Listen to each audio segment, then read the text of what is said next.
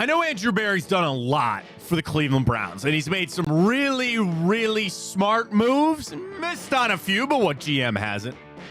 And I know the move with Amari Cooper yesterday is one that'll probably get lost in, I would say, history, or you don't look at that and you say, oh, that's real impactful of what he's able to do. But getting Amari Cooper to agree to the restructured deal that he did yesterday, I think is some wizardry coming from Andrew Berry. I thought that there was no way that Amari Cooper was showing up for the Browns, playing for the Browns this season without adding additional years. They didn't need to do that. They basically gave him what? A $5 million raise, which eats up what little cap space he had left for this year. You get Amari Cooper here for training camp, and you see how it plays out from here. But I was really shocked to see that they got the deal done in the way that they did. And I think there's a lot to be read into how they did it, what it means for the Browns in the future, what it means for Amari Cooper, and maintaining a little bit of flexibility for the Cleveland Browns. I was really impressed with what Andrew Berry was able to get done yesterday. Is this a major move? Not necessarily, but I think the negotiation skill that AB has shown, and to get that deal done the way that he did, I'm putting that up there as one of the more impressive things that I've seen Andrew Berry be able to do on getting Amari Cooper on the deal that he did. I have a lot more to discuss about Cooper signing the deal he did with the Browns. They have a light word. They're on their way to the Greenbrier today. That's where they're at. They're on their way. They got their first practice tomorrow. We will talk all Browns. Noah Weiskopf going to join us in just 15 minutes from the OBR to discuss everything with the Browns as we get ready to go for training camp. Guards! All right. Now, I'm angry at Brian Rocchio because I took them minus a run and a half, and he choked up that extra run. But you got to win. Start to turn the tide. We'll get to some Guardians. They're back in action tonight. Plenty of football. Ranking lists are out. The best 25 players in the last 24 years of the NFL. A Cleveland Brown made the list. We'll tell you who that is. We'll run through the top ranking on that. Also, breakout stars for the NFL this season coming up. Did a Brown make the list? We might have to come up with one, so we'll get to that coming up. We got Time Up. We got the grid. We got our bracket for the best heist movie of all time. We got it all for you right here on a Wednesday on Big Play. Welcome to the show, everybody. I am Matt Fontana. He is Ryan Tyler. Good morning. Happy to have you alongside. Twitter X at Matt Fontana Show. Instagram, YouTube, and Twitch, all at Matt Fontana Show. Got a lot to dive into with the Amari Cooper contract. Really kind of shocked by that. So we'll discuss that. Guardians last night. Hey, man, you got to win. All right. Try to turn it around. Tigers are a scrappy bunch. You got to win with, yes, they went bullpen game. You know, you had Xavier Curry. I'm not going to start qualifying this. I needed a win. You got it. Get back after it tonight. Try to pick up another one, and maybe I'll start to turn how I feel a little bit about the Guardians. But we are a day closer to that trade deadline. Getting even closer to that. So a lot to discuss with the Guardians coming up as well. But shout out to them, man. They got the win. That's all I needed. That's all I asked, and they got it. I think yesterday was a giant win for the Cleveland Browns. Why did Amari Cooper sign that? Why did he sign that deal? Like, if I'm Amari Cooper and I'm his agent, and maybe I misread this whole situation, I thought this was all going to be about years and wanting another year or two of guaranteed money. And all he does is pick up an extra $5 million? I'm really shocked by this, Ryan. Like I actually wasn't that shocked. Really? Let me give you my thought process on it. Yes. So you're Amari Cooper, right? Sure. You get $5 million extra this year, and then you're a free agent, obviously. What if he's playing the track of, I want to be on a competitive football team, and I want to make my money right now, right? So that's what he did. And what if and I'm not saying this is his thought process, but what if he views this the same way I think the Browns kind of view it as, listen, we're either competitive this year with Deshaun Watson or we're not, and we don't know what we're doing. he can go cash in a bag somewhere else. And it's maybe not be a big of a bag as he's getting $25 million a year here, but somebody will pay him $20 million a year, I think, next year if he balls out this year. No, and that's coming back to the Browns side of things. That's where why did Amari Cooper sign that? If I'm him, I'm arguing, I've already shown you everything I need to show you. It is now time for me to get paid. No, right, but I'm talking about if he views the Browns as if Deshaun Watson doesn't work out, and then the Browns won't be competitive next year, I don't think. But if he's got his money already, what does he care? Because I'm saying, what if his goal really is to play on a competitive football team for the rest of his career? I guess, but like at this point, I'd rather have the money. I'd rather have the guaranteed money. And maybe that was never going to be the option. Maybe that was the tact that Andrew Berry had from the jump. What if he sat down to start the negotiation? Obviously, we weren't a part of it. I have no idea. But if he slammed it on the table and said, you're not getting any more years. We are going to start this with a hard line of negotiation. We're going to try to get you some extra money this year. We'll work through it, but there are no more future years on this deal. And then they just, at that point, are just fighting for the best that they could get out of it. You're right. And that's a try to sell to Amari Cooper, right? Hey, man, you're a free agent when all the rest of these receivers are getting paid. And we ran through it. The receiving core of next year, it's going to be pretty good. Now, I don't think Jamar Chase is leaving Cincinnati, and he's still under contract for next season as well. But he's going to get paid. Will CeeDee Lamb find his way out of Dallas? Will Brandon Ayuk eventually leave the 49ers? T. Higgins, we know, will be available next offseason. So if you read that room, you would say, yeah, we're a part of that group, but there still would be more attainable guys or better guys ahead of us. I think most teams would probably want T. Higgins just because he's a little younger. So I guess to wade into those waters of a competitive wide receiver field next year, I just would have been pushing for the more guaranteed money and guaranteed years. I'm not shocked at all on the Cleveland Browns side of things. I think this is actually well done on the Browns side of things.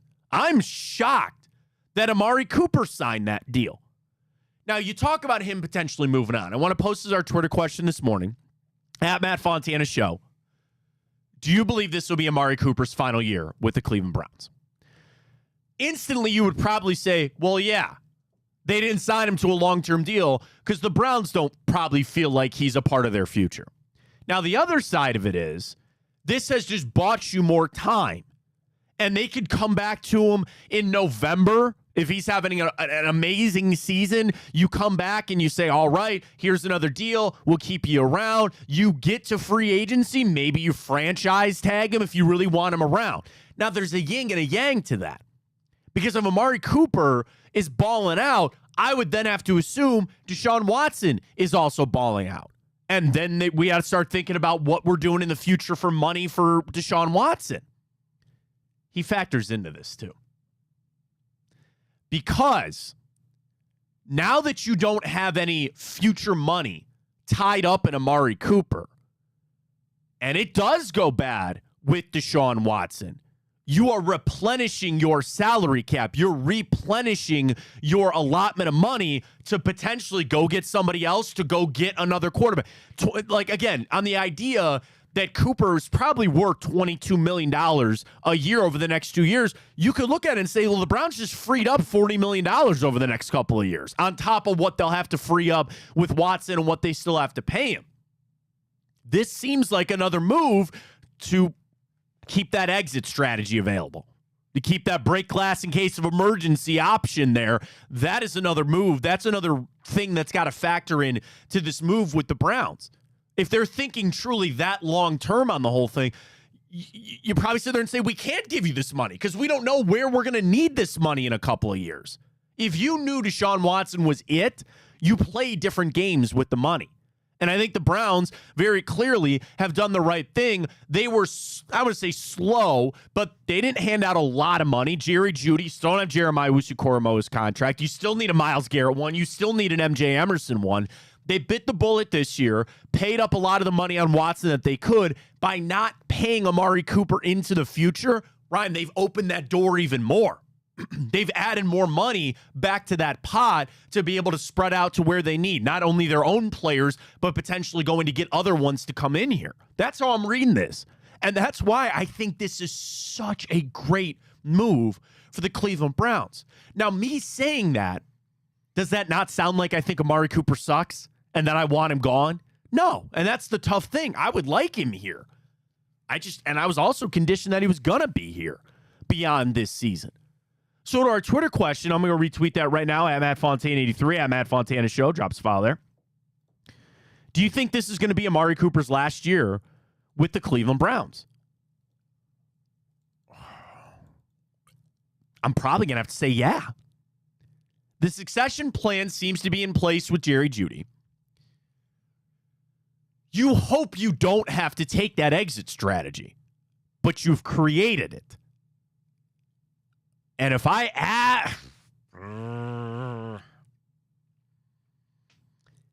truly go to my core and ask myself, do I think the Browns are going to have to go out and take an exit on this? I'm leaning yeah. And I want to be wrong. And I want Deshaun Watson to tell me I'm wrong and go out there and play. But if I had to pick right now, it's almost like a bet. You know when you're staring at a bet and the cash out option comes up, and I'm just going to do for how much I bet. It's $15 and things aren't looking great and you can cash out right now for $9. You know, you're going to lose a little bit of money, but you could lose more. I'm hovering, I'm pushing that cash out option. I want to be wrong. I want my bet to somehow hit here. But if the cash out option is hit, Amari Cooper's not here. He is a part of what is going to get caught up in replenishing your salary cap, finding the next receiver in here, and moving on forward. It's still an option, and I got to lean that way.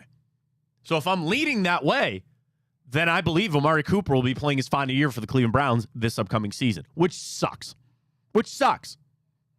It's in part because of the quarterback play. It's in part because of the flux of the franchise in the future from that standpoint. And also that you do have a lot of pressing deals coming up. You have guys that are going to need to get paid again. And you ask, who is more important to this team? Can't pay everybody. Eventually, good players got to leave. And there are some players that you cannot let leave. You cannot let Myles Garrett leave. You cannot let Jeremiah Owusu-Koramoah leave. You cannot let MJ Emerson leave. You found and developed these guys. They really are more of the cornerstone of your franchise than Amari Cooper is. And that's a shot. I don't mean it to come off that way, but it's just the truth. These are the younger cornerstone pieces of your team. If you want to go to a Super Bowl, you're going to have to do it with those guys, not necessarily Amari Cooper. So you got to make the sacrifice to keep that core here. Now, again, Amari Cooper is viewed as part of the core for right now, but I think the Browns are understanding that core is going to change here coming up. And we've got to be able to make our decisions on who we're keeping and who we're not. And I just thought Amari Cooper would push much harder for more years and more guaranteed money.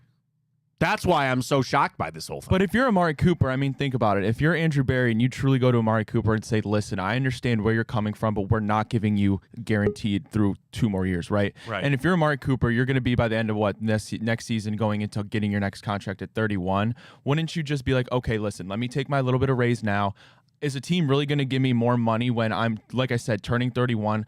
And was he going to hold out? No. Is he going to take a year off of football? No, people aren't going to pay him then. I don't think, like, holdouts rarely work for players. So get your money now, get your raise now, go have a good year, and then it'll just make things better for you. And I think it just worked out that way for both sides. But in terms of the question we put on, I would say it's his last year, right? Because what's the hope? It's that Jerry Jeudy can make that leap and be our wide receiver 1 this year. You have Cedric Tillman waiting in the wings. And then, of course, you have your first-round pick next year if you really need to use that on a receiver. Yeah, that's the other good thing, too, is you're getting some of your picks back. And that is the important part of where the Browns are going to move forward. You've got a quarterback you believe you hope is him. You're still going to need wide receivers to throw to. might not be Amari Cooper. All right, let's talk all Browns. Browns with Noah. Noah Iskoff joining us this morning from the OBR. A lot to get to with Noah this morning. And Noah, we'll bring you in right on the conversation that we're having about the Amari Cooper deal yesterday. And I started the show by saying, I am shocked. I really am shocked that this deal got done the way that it did. I think this is a big win for the Cleveland Browns. I thought Amari Cooper was going to push hard for extra years, more guaranteed money, and I'm really surprised that he signed the deal that he did. Just your overall take on the deal, and we'll talk about the future of Amari Cooper in just a second, but what did you think of the Browns getting Amari Cooper to only get $5 million this year and no further guarantees beyond this year? Yeah, it's pretty evident that the Browns wanted to keep Cooper. Cooper wanted to remain in Cleveland for this year. I was a little surprised that they weren't able to reach any sort of extension in any capacity. I know that at one point was being negotiated, so obviously didn't work out. And yeah, pretty surprised that that was the deal. Obviously, we understand what Amari's getting out of this is get more guaranteed money. He's getting his $20 million fully guaranteed, and then receiving that $5 million bonus, but it's important to note that that's an incentive. So that's what he's able to, he has to perform to be able to get that raise. But yeah, I think it's super, super interesting and brings up so many different questions of him hitting unrestricted free agency in 2024. I know you said we'll get into his future a little bit here soon, but it really opens up some doors, and you can really look at guys like Cedric Tillman, Jamari Thrash, to see what kind of impact they'll have here in the next couple of years in the Deshaun Watson sort of era of receivers. And then, Jerry Jeudy, it really does go to show what the Browns feel like they're getting in Jerry Jeudy, for not only them to go out and trade for him, for them to go and extend him 10 days later, and now to show that, he's really locked up for the future and he's our guy. Like, they want him to be a big time performer. They want him to produce. But yeah, ultimately, Amari Cooper remains in that top 15-ish range of highest paid wide receivers, and has the opportunity to go and hit unrestricted free agency next year. Let's ask you our question this morning we put out to the fans. Do you believe, Noah, this is Amari Cooper's last year with the Cleveland Browns?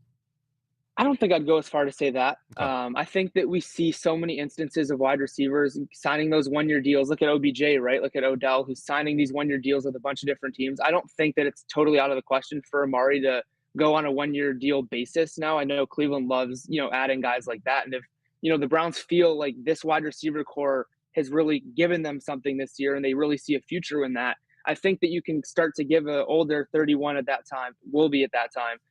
You can start to give a guy like that a one-year deal if he continues to produce, and then have the same guys in that room to be able to continue to not only develop, but then produce for you as well. Noah Weiskopf joining us. Browns with Noah on Instagram and Twitter. Everything covering the Browns with OBR. You bring up a good point, Noah, because I call that the Andrew Berry special, where he loves bringing in veteran guys. It seemed to be all D linemen. Malik Jackson comes in on 1 year. They get Mo Hurst back. Like, that is the Andrew Berry special of just veteran one-year deals. You're right. I kind of discredited that, about Amari, because I just was kind of in the mold that if I were him, I would want the most amount of guaranteed in years because I am 31, right? And that I want that, the years then become more important maybe than even the money. But if that's where we're at, and knowing that the Browns might just keep cycling him back, and here's another 20, and here's another kind of this, and figuring it out from there, I think that's a really good point, that the door wouldn't be completely closed on Cooper coming back, especially if he has a good year and we get that chemistry with Watson back and he plays all well. And I think it's just a lot continues to hinge, as we know, on this season when it comes to Watson and the Browns.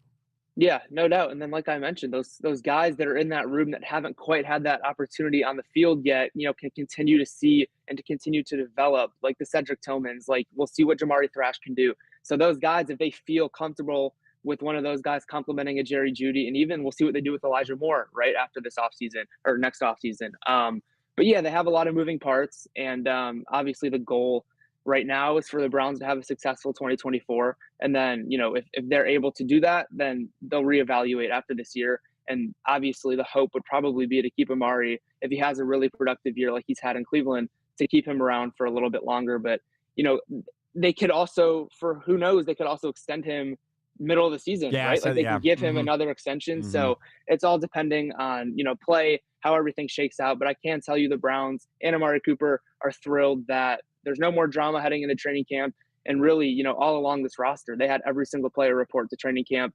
And it's a big deal, especially nowadays with holdouts and all that kind of stuff. Yeah, I want to get to some of the things about training camp coming up at the end of a second, but it is kind of leaving that door open to about Watson, right? If it goes bad, you want to have the most amount of cap space that you can have. We know we're getting our picks back. You don't want to have to go down that path of the exit strategy of getting out from Watson. You hope he plays well, but maintaining that flexibility, I think, is pretty important for the Browns. Just, again, having that little bit extra cap space if they got to go pay some quarterback in the future, or just eventually having to pay Watson again on another deal, keeping that money freed up for the next couple of years. Then a Myles Garrett deal needs to get redone. We know Jeremiah Usu-Koromoa needs one. We know MJ is going to need one. I just, that's probably my favorite thing of this whole part of it, Noah, is I want Amari Cooper here. I think he's a great player. But, man, did the Browns keep some flexibility here by not tying up 25 and 26 money.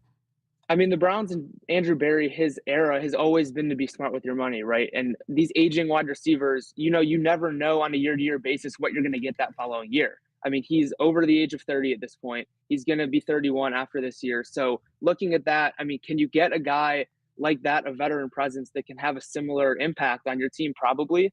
We'll see what Amari Cooper does this year. But yeah, he always has been smart with the money. And like you said, I mean, they can't keep everyone. That's the beauty for Cleveland of having a good team. They understand that they have a good base in Cleveland right now, a good young core that they're going to have to extend. They don't want to lose any of those guys. So being able to, you have to be smart with your money. You can't pay everyone. So, this is the first decision in that sort of era of them having to, spread money out, give extensions to other places.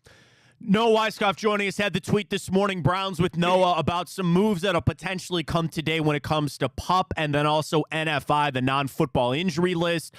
Nick Chubb's a name to watch there. Anybody else, Noah, and kind of tell people the difference between the NFI and the PUP? I know that came up with Cooper DeJean because he's going to be out weeks with that hamstring. The PUP, you have to miss games. Usually when they do that NFI, it's when you got hurt doing something else, like Cooper DeJean was away from the team training, and that's when he got hurt. Just explain to people that kind of the transactional type things that'll happen today with some of the injured guys. Yeah, the NFI is going to be your non-football injury / illness list is what it is. And then we'll see what Nick, I assume he's going to be placed on the PUP list. I can't imagine a world in which he plays week 1, although I've been told continuously it hasn't been ruled out, but I would be stunned if he played in the first week of the season. For him, it's continuing to develop or continuing to rehab and then continuing to, the big thing here is they don't want to rush anything, right? Like they can't pinpoint a date. I can't sit here and tell you they want him to return week 5. I can't sit here and tell you that. But yeah, they just want to take everything slow for a running back like that with his running back shelf life. And then with Nick aging, they don't want to rush anything, reevaluate or re-injure anything. So they're going to take this one slow. And, I was told earlier part of the 2024 season, and ultimately, as long as he's able to get back to his form before that final stretch they have in the last, 6 to 7 weeks of the year, is the ultimate goal for that final push to the playoffs. Offensive line guys, I know coming off injuries in their own right with DeJuan Jones, Conklin, Wills. I saw Juan Thornhill coming back. He's coming off that calf injury that really, I think, hindered his season a lot last year. There's some people down on Juan Thornhill, Ryan. And I just kept saying, I get it. He was hurt. He didn't really live up to it in year 1. But I still have hope for Juan Thornhill. But anybody else, like especially on that offensive line, probably not on either one of those lists, right, Noah? And it's just more of like, hey, they're not going to go on the NFI or the PUP list, but they're still coming back off injury. They're not going to practice every day, that kind of stuff, right? Yeah, I do believe Conklin's ready to go. Okay. DeJuan Jones had been – his goal, I know, had been to be ready by around this time. So we'll see, and we'll have to wait and see on that one. But I think that you even bring up a point of at training camp, the top 3 guys who are all coming off of season-ending injuries on that offensive line, there's a position battle right there. Yeah. Right? Like you can only start 2 of those offensive linemen or those offensive tackles, and all 3 of them have a really, really good case to prove as to why they should be the guy. I'd be surprised if they didn't start Conklin at one of those 2 tackle spots. So I guess ultimately it's going to come down to Wills and DeJuan Jones. So we'll have to wait and see on that one. But yeah, at the same time, that's going to be, one of your only starting caliber position battles to watch here through training camp. And you're going to probably have a battle between Wills and DeJuan Jones here throughout camp. I'm going to call my shot. So let me ask you that real quick before I call my shot on the O-line. Do you think they're going to move DeJuan Jones to left tackle? I think that they like to have his flexibility. I think Okay. that they like to be able to start him at both sides. I know that's how they are with most tackles and most offensive linemen in general, to have versatility, to be able to move him around if they need. But super intrigued to see how that shakes out, because Jedrick Wills is a guy that has more experience, and experience obviously matters in this league. I know people don't speak the nicest about Jedrick Wills. I know that people probably don't want him to be the guy, but I think there's a real chance that he's the guy at left tackle, and then you bring back DeJuan Jones to sort of the point in which he started his career of being that sort of next guy up. And we see how quickly, injuries can unfold on a team and how quickly that depth is really tested. So yeah, DeJuan, I know that he would embrace that role. Obviously wants to start, feels as if he should start. But then you sort of look at, DeJuan is your future, right? Like, I don't know how long Jedrick Wills will be on this roster beyond this year. So at that point, are you looking to develop and get him as many reps as you can earlier on in his career? So we'll see.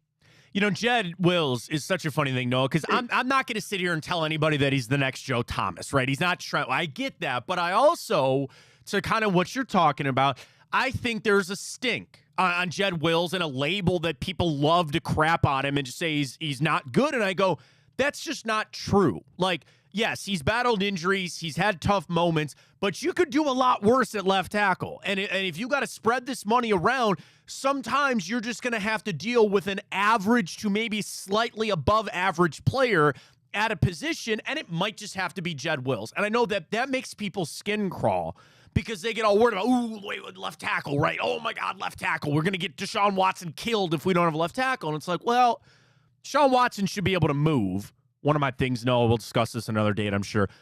My biggest thing on Watson's pocket presence. His accuracy, all that other stuff that he needs to knock the rust off. The thing I did not like last year was his pocket presence, but we'll get to that another day. Like, if he needs to move out of the pocket, he can. So, like, I'm very much open to an extension for Jed Wills. Here's my shot. I'm calling my shot. Tell me your thoughts. I think you get Wills at left tackle with an option that he is extended. Training camp, you trade away Jack Conklin. And we already see Ryan Ramczyk out for the year. Might not ever play football again for the Saints. And they knew that already with him. But you get through camp and maybe somebody else goes down. I think you dangle Jack Conklin out there.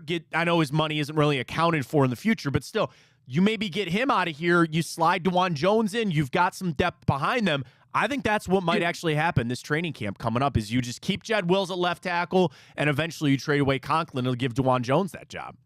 Yeah, I'm not sure the Browns are super open to moving some of their proven offensive linemen.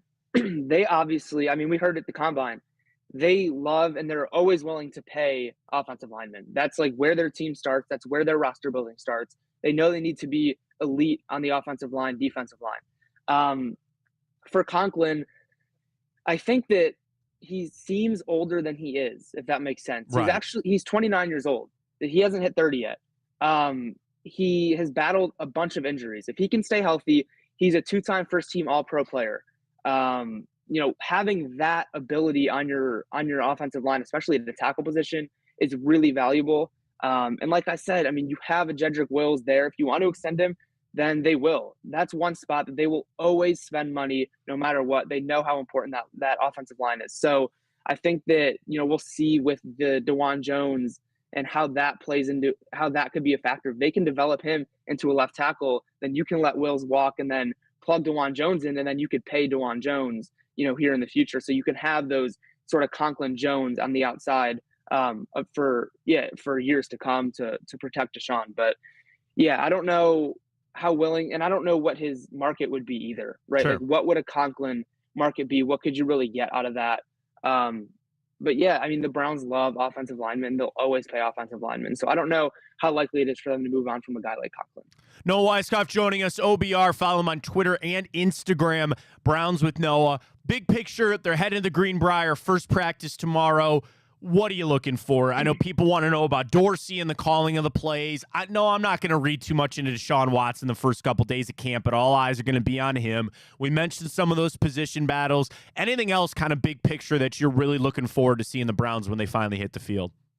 Yeah, I'd say I'm excited to see how Mike Hall sort of fits into that defense, right? Are they gonna only utilize him on pass downs, which is something they're able to do at this point? He's not, someone that you need to play. They're not in a position where you need to play him for all three downs. He's a great pass rusher. Are they going to stick to him and just play him on obvious pass downs and line up guys like Miles, Zadarius Smith, Obo Okoronkwo on the offensive line? We'll see. I think that that's something that they have the privilege to do.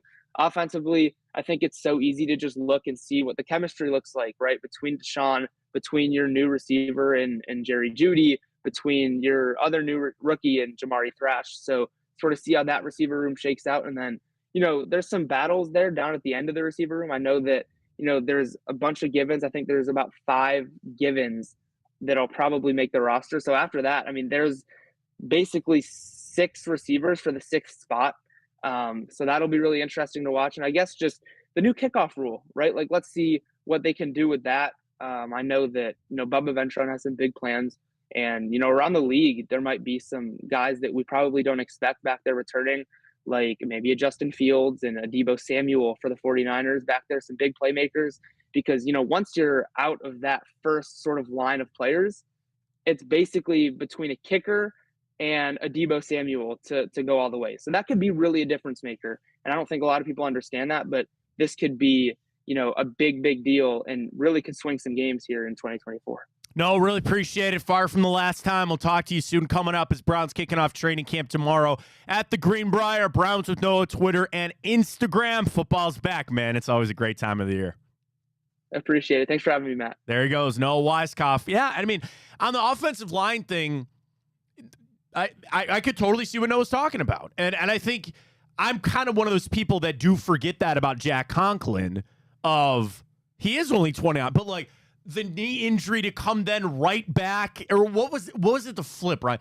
He dislocated the elbow, right? That he got stepped on. Then the first came back, he tore his knee up, right? Yeah, he got rolled on. That's what it was, not the other way. I thought it was the knee, then he got his arm stepped on. No, he got his arm stepped on, came back, and then got the knee. Knee, and Jack Conklin, I mean, there is a world he's your second best offensive lineman, and you're not willing to let that guy leave or trade him out. I guess the DeJuan Jones thing, I just have that internal clock of like trying to get him out there on his rookie deal and knowing that you're eventually going to have to pay him and all that kind of stuff. But they got options. At the end of the day, that's good. At least they have options. And you can do the old coaching cliche thing of like, well, we got to see how it plays out. We got to have this little camp battle going on. It's funny because a lot of people are putting out their roster projections. Like I was on ESPN this morning, and they went through all 32 teams getting ready to go. And they did their 53-man roster projections. Well, I think it's pretty funny. Like, you don't know how camp goes, all that. But it's nice that of the 22 starters, dude, probably 20 you have penciled in? You got to figure out the O-line. If it's not Nick Chubb, which we don't assume it to be, it's just going to be Jerome Ford. Defensively, my defensive backs are good. I know those starting 4, no question. Linebackers, okay, fine. And a rotation of your D tackles. That's it. Everybody else is started. And I've always been a fan of that entering a training camp because you want competition and coaches try to create that to get the best out of their players. I don't want to have to be wasting time on that. Like, when they go to a one-on-one, I'm talking about the ones versus ones. I want the best guy. I want the guys I know that are starting in there so they can get the work in. Any competition, and especially a quarterback competition, that wastes time. That wastes time in training camp. And sometimes you have to do it, right? You got to give reps and try to make your decision, all that kind of stuff.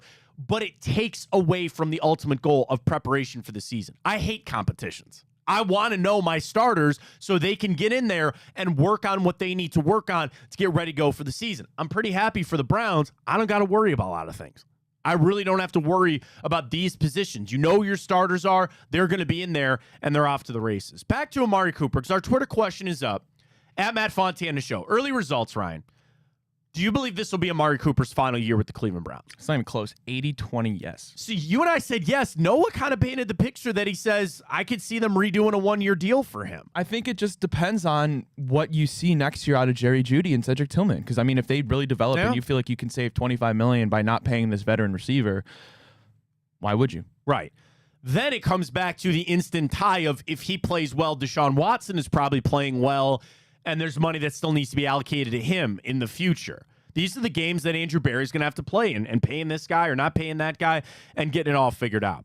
I head over to, well, we'll do this later. They ran through a list of big deal or not. They said big deal or no big deal, which I think is just a clunky way to do this. Some of the biggest stories around the NFL, which we'll get to, but they also did breakout players. And God, where was this? Oh, this was ESPN. So ESPN went through, and I want to give you the qualifications from Aaron Schatz to do breakout players for this season. And here's what it was. They have to be drafted in the 3rd round or later. They have to be no more than 4 years into the NFL and 500 or less career snaps and not signed an extension. So this is truly like what is meant to be bottom of the barrel. So like MJ Emerson doesn't count. He's played too many snaps, right? He doesn't count as your breakout player. Did you have somebody that you thought might qualify for the Browns? Because I'll tell you, on this list, there was no Cleveland Brown. Devon Achane was number 1. Tank Dell, 2. Dontavian Wicks, Bobby Brown, Keaton Mitchell, Jelani Woods, like a lot of, again, unknown type of players. And I just wondered if we come up with a Browns player that qualifies. Well, I mean, he already kind of broke out. I mean, maybe more so in a Cleveland scale, less than national, but DeJuan Jones qualifies for that, does he not? Yes, he does. Yes, he does. Yes. So that, I mean, that would be a good one. That was the first name that came to my mind. I thought Cedric Tillman, right? Third round or late or third, right? Was he second or third? Was he second or third? So maybe he's disqualified. I can't remember. I can never remember. I think they traded. No, that was the year we didn't even have a 2nd round pick, and they picked him in the 3rd round. He's a 3rd round pick. He qualifies. I mean, possibly. Well, when was Cam Mitchell drafted? 7th round. Right. Yeah. So that's a good pick too. I like that. I don't know how much playing time he'll get, but well, I mean, the rotation in the defensive backfield is going to be an interesting one this year, and I think that has a little to do with his Northwestern brethren over there and Greg Newsome. Although, you know, you got Newsome here. Like, I don't see any reason to not play him every snap that you can. You know, this year and next year, they picked up the 5th-year option for him. Yeah. He's one that, I'm sorry, I just keep bringing up as a trade option. I mean, I'm like, you think of guys, but and again, it's like, I don't know. I don't see really like, for instance, a guy like Siaki Ika. I just don't see a path for him to. Can I tell you, man, and this, I'm sorry to be an a-hole. I think you missed. Yeah. I think you missed on that. And I could be wrong. And it sounds like last year was just strictly a redshirt year, frankly, to get his weight back down. But if they saw something that they liked out of Siaki Ika, I don't think Mike Hall is here. Yeah, that's true. I think they missed on that. And what are you going to do? Hey, man, what was that, 3rd round pick, right? Like, okay, you miss on those sometimes. But, yeah, I'm excited for Hall. And, you know, Zach Zinter in the future, too. I think he's penciled in as potential future starter at guard for you one day. Well, he should be. He should be. Damn well better be. But I think it's interesting to watch about breakout players for the Browns, which, again, I'm going to spin this in a positive way. You don't have to rely on those guys. This isn't something about we're putting all our eggs in this rookie or 3rd-year guy you got your guys. You know your players. You know who it is. And they're veterans and they're paid up and they're here. Good. Keep it that way. You just got to get them to perform. Final thing for the NFL, because again, an hour or two, I want to get back in the Guardians. I'm really excited to do this college football ranking as well, talking about Ohio State. But they did that because we've did it on the show, the top 100 athletes of the past decade, or the past century, right, since 2000. They did just the top 25 NFL players of the last 25 years. And I wanted to see because there is a Cleveland Brown on the list. Yeah, I mean, we know who it is. Joe Thomas. Yeah, it is Joe. I thought maybe Miles. And I would listen. And he was on the list of by 2028, that's like the future was. They did a follow-up article about who's on the next wave, and he was there. I mean, but even then, like Patrick's got to be on it. Okay, so number 1, best player in the last 25 years, Brady. Tom Brady. Number 2, and listen, this is crazy, but when you look at the rings and everything, you look at the MVPs, you could make an argument for Patrick Mahomes. But is it? It's Patrick Mahomes. Fair enough. 3-time Super Bowl champion, considering he's not even Super Bowl 30 MVP, yet. and 2-time MVP. Whew. That's it. How is he only a 2-time first-team All-Pro? I guess Lamar was winning MVPs too. So 2 is Patrick Mahomes. Now here's where we get interesting. Who do you think the 3rd best football player has been since 2000? Tell me this: offense or defense? Defense. Aaron Donald. Aaron Donald is right. Nice. Yep. Nice. He's on the mind, man, because we got him to come get some. 8-time first-team All-Pro. Bro, yeah. Let alone 3-time defensive player. I was going to say 3-time defensive player of the year. Yeah. That's freaking nuts. Now, number 4, back to offense. Okay, I was going to say, you got to tell me offense or defense. Back to offense, number 4. Is it a quarterback? You know it's got to be quarterback. Yeah. Yeah, hear me out. Yeah. Ben Roethlisberger. No. No. I got a hot take for you, buddy. Roethlisberger didn't make the list. What? When they did the write-up on this, they brought up that they left him off of this Oh, list. I know who it is. Who is it? Peyton Manning. That is correct. Yeah. 5-time Yeah, I mean, we're going back- NFL we're going back- MVP. I figure we're going back 25 years. 5-time NFL MVP. To number 5, also an offensive player, but not a quarterback. Not a quarterback. Okay, is it like a lineman? No. Okay, good. I don't know if this helps. He was my favorite player growing up. I was going to say Randy Moss. It is Randy Moss. Cool. It is Randy Moss at 5. Number 6, another receiver. See, I was thinking low-key they might throw Gronk up there somewhere. No, it's not Gronk yet. Who would you say, Randy Moss? We just said Randy Moss. Mm-hmm. So, again, this is the top 25 NFL players since 2000. Number 1, Brady. Number 2, Mahomes. Number 3, Aaron Donald. Number 4, Peyton Manning. Number 5, Randy Moss. Number 6 is another receiver. When did he retire? Can you tell me that? Or Recently. Well, actually, I shouldn't say recently because he actually just went into the Hall of Fame a couple years ago. Really? Mm-hmm. Oh, God. A bit of a short career. T.O.? No. What? Calvin Johnson? Calvin Johnson is correct. Okay. Megatron. I don't know Set if the he- NFL yeah. season receiving record 1964 back in 2012. Short career, 6-time Pro Bowler, 3-time first-team All-Pro. I just think it's like the longevity that hurts you a little bit there, but we'll see. Number 7, we're back to the defensive side of things. I think this should be a layup for you. J.J. Watt? J.J. Watt is 7, only behind Aaron Donald, which I think is Fair. I mean, he's probably- also what? Isn't he? Is he not also a 3-time defensive player? That's the thing. Like, if you really wanted to compare the two, One's got a ring. one's got a ring, and he's the only player. J.J. Watt's the only player in NFL history with multiple 20-plus sack seasons. Yeah, I mean, he's an animal. You know, so like that's. How many All-Pros? I kind of lean like so again. 8 first-team All-Pros for Aaron Donald, 5 for J.J. Yeah, It was just the okay. injuries. Like when he wasn't hurt, he was so good. And I'm saying Aaron Donald didn't get hurt either. It's crazy. Like Aaron Donald is the answer. I gotta tell myself that, but man, people kind of forget about how good J.J. Watt was. Man, he was so good. All right, number 8, also a defensive player. Can you give me a position, or does that give it away? Kind of gives it away, but it's not a pass rusher. It's not a pass rusher. Is it still? Is it on the line though? No, Okay. but close to the line. Oh, close to shoot. You were gonna say I was Darrell like- Revis. No, I was gonna say Ed Reed. Oh, that's a good one too, but it's not Ed Reed. So it's a linebacker? Yes, Derek Brooks? good pull, but no. You were circling it with Ed Reed a little bit there. Ray Lewis. Ray Lewis is right. 12-time Pro Bowler. Number 9, a guy that is still playing in the league. Quarterback. Aaron Rodgers? Aaron Rodgers is 9. A guy I just mentioned, Darrell Revis is 10. Your guy Ed Reed comes in at 11. Okay. Charles Woodson 12. Gronk 13. There he is. Kelsey 14. Yeah. Drew Brees 15, Troy Polamalu 16, Brett Favre 17, Adrian Peterson 18, Michael Strahan 19, 20 is LaDainian Tomlinson. First running back.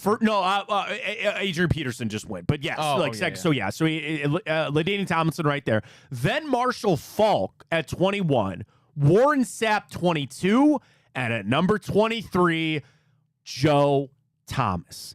2023 first ballot Hall of Famer, 10-time Pro Bowler, 6-time first-team All-Pro, and 10,363 consecutive snaps. The write-up from Daniel Ofosi, who's the new NFL Nation reporter for the Browns. Not much was constant during Joe Thomas's time with the Browns. The franchise rotated through 6 head coaches and 20 starting quarterbacks during his career, but Thomas himself was the consistent. He was a meticulous pre-practice and pregame ritual aided from his Iron Man status. He was a technician down to monitoring the exactness of his hand placement and keeping volumes of binders with copious notes on every pass rusher he had faced in the league. Thomas only experienced one winning season in Cleveland, which was his rookie year. Yeah. But he set the standard and was a beacon of consistency along the offensive line for more than a decade. He never had a single playoff snap. No. Think about that, man. Think about that. And I think the story that I would always talk about with Joe was when he was in some dog crap games, getting their asses kicked. Not taking a snap off. And there were guys to come in and get him, and he said, you get the fuck out of here. Yeah, man. You get out of here. And these rookies are sitting there like, all right, Joe. And he goes, you get out of here. He's sitting there with a torn meniscus, brace on his arm, all beat up. And they come in. Again, there's 5 snaps left in a game that we're getting blown out by 28. And Joe Thomas goes, get out of here. That's it. And we all love Joe. We all, he's the best. By the way, you know what Joe really likes? The preseason drinking game. Really? He loves it. He stumbled on it a couple of years ago. Can I tell you a quick story? So we'll do it again. We didn't have a chance to do it last year, but we're going to do it this year. He probably deletes beers. Oh, yeah. That Kolsch that comes out from Great Lakes Brewing Company, very good. So Joe stumbled upon this because he was broadcasting the games. And we jokingly said, because some of it has to do with the broadcast too. We're like, Joe, maybe you slide some of these in. He loved it. He sent me a DM one time with the quote, hey, do you guys have time for me?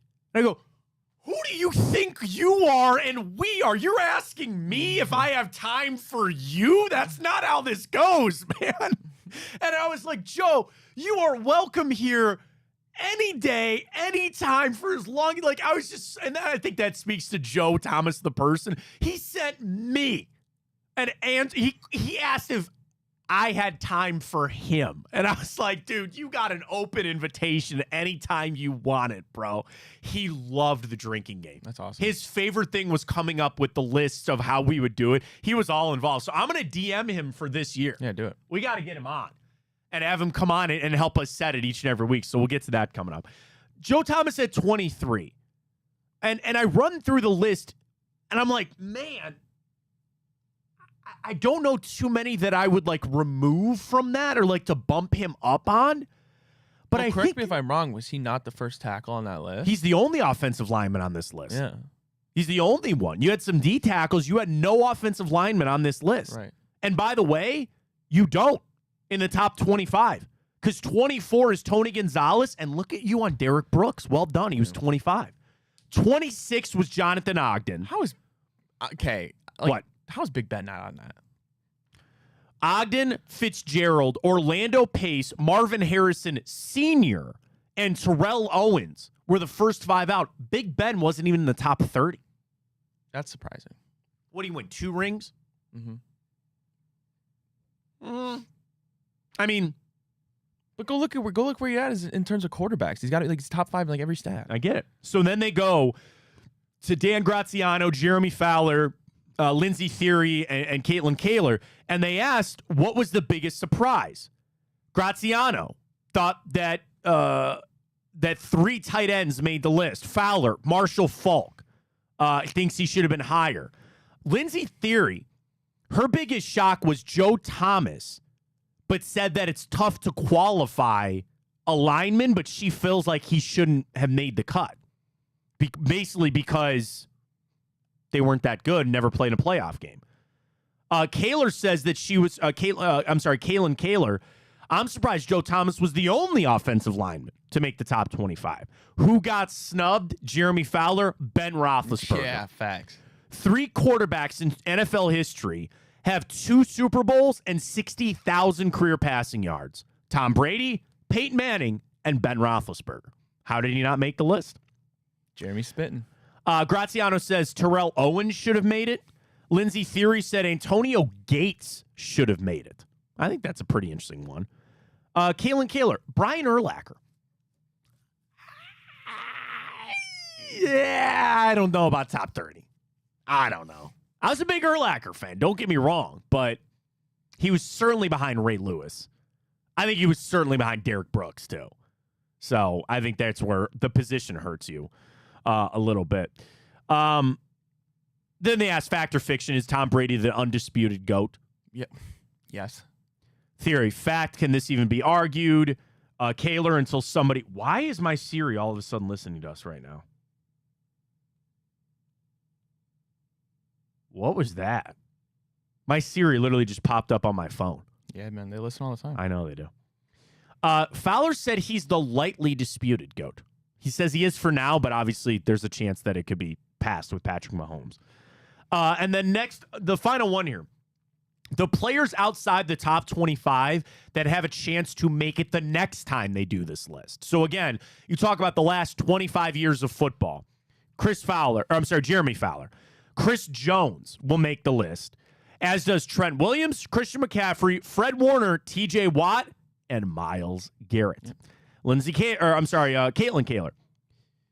Joe Burrow, Lindsay Theory, Justin Jefferson, and Graziano also goes with Justin Jefferson and TJ Watt as far as the future, the next time they do these lists, like the best players over the last 20 years or whatever. Miss me with that Joe Burrow. It's a big year for him, isn't it? What do you think of the hair, man? I don't know, man. It's kind of weird. It's like, I don't know. Is that just he's going through some stuff? You know when chicks always change their hair because they're going through? Is that like what's going on here? I guess like a couple other players shave their heads too. It's like a team bonding thing. Yeah, Jamar did it. Yeah. Hey, man, it gets hot in training camp. Yeah, it does. You know, doing 2-a-days, I used to always just go get a buzz cut because they're like the last thing you wanted was long hair during training camp. So maybe that's what he's going after.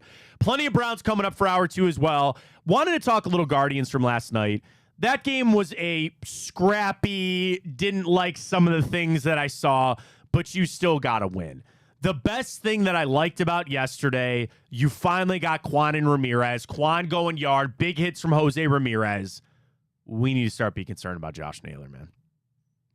You drop him out of the 4-hole. You put Fry in there. What are we doing with Josh Naylor? What's going on, man? And I don't know if this is something that he needs to sit down for an extended period of time. And I'm not trying to get drunk on a couple of things. John Kenzie Noel could probably take over in the cleanup spot for a little bit. That ball was murdered to left. Dude, that's some power I've not seen in quite some time. Dude. Big Christmas. Big Christmas, buddy. How does he get that name? Anybody know? His last name's Noel. Oh, is that why? Yeah. Oh, I didn't know. Because, like, Noel, like Christmas. Well, sure, now that you say it. Noel. That's where it comes from. John Kenzie Noel. Got to fear somehow Josh Naylor. And, you know, the hard thing is, going back to talking about, you know, a rookie manager, how do you go to one of the lifebloods of your team, a leader of the team, and you say, we got to change something here, man? You've already dropped him in the lineup, and I think that, frankly, should continue. Do you start sitting him here a little bit? Something like the Guardians need to go with Josh Naylor. Like, Josh Naylor is going to be one of the heartbeats for this team. It's almost like Logan Allen and Tristan McKenzie. I got to get them right so I can get them back. And I just don't feel like Josh Naylor's right now. There's something wrong. And whether he's still fighting injury, I don't know. Maybe it's time for an IL stint. Does that hurt things worse? I don't know. Something's got to change with Josh Naylor. And I don't know if dropping him in the lineup is strictly enough to do it. You got two schools of thought. You either sit him down or you keep him in there. And you just say, you're going to keep hitting, you're going to keep swinging until you figure this the fuck out. And if you don't, well, then we might have problems here. But they got to win. That's all I ask for. But, dude, tonight, Jack Flaherty, Tanner Bybee, what a matchup. Over under 7.5. Guardians are the favorite tonight. And I think they'll get that win. I certainly hope so. But we'll place our wagers on that coming up a little bit later for the Guards. Going to be exciting. Folks, tomorrow we will be live. I always screw the name up. The National Sports Card Convention, which starts today out there at the IX Center. Folks, we're going to be live tomorrow. The stars upon stars will be there. Now, I can't guarantee you we'll get anybody, but I'm assuming we'll get somebody walking on through. So you can go to get your tickets now, nsccshow.com. That is nsccshow.com, or just Google Card Show Cleveland, and you will see the IX Center show. We're going to be there live tomorrow from 9 to 11. So if you are stopping in or are going to be there, stop on by, say hi to us. Card Show kicks off. I can't do math, man. What, 2? It sounds like 2. 2:30 maybe. 5 hours and 33 minutes from right now. Something like that. Something like that, whatever. Starts today. We'll be there tomorrow live from 9 to 11. So stop out and see us, nsccshow.com, and we'll see you at the card show tomorrow. And again, be tuned in to see whoever we can grab. I'm sure there'll be a fun interview. All right, coming up, we got a lot to get to. Morning update. I want to dive into some Buckeyes as well. They had some big questions surrounding some of the best teams in college football. And we're going to go around the league with some of the biggest storylines in NFL training camps. And we're going to decide if it's a big deal or not. That comes your way next. Fontana Show right here on Big Play. Follow us on Twitter, X, at Matt Fontana Show. Subscribe to the YouTube channel. We're up on Twitch and the IG for all the clips. Ryan's got the stories. We'll get to it next. Stay with us. Well, how do they know I'm doing this? Did somebody leak this out? It's social media. Oh. It's just, that's the way social media works now. I thought maybe you were just running that yap.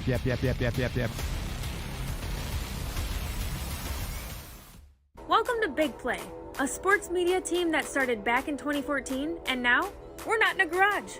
Look at us, incorporating some of Cleveland's favorite sports personalities, bringing you fun and compelling content from downtown Cleveland. Coming to you live from the shores of Lake Erie and Burke Lakefront Airport, join Team Big Play for all the best sports talk in Ohio.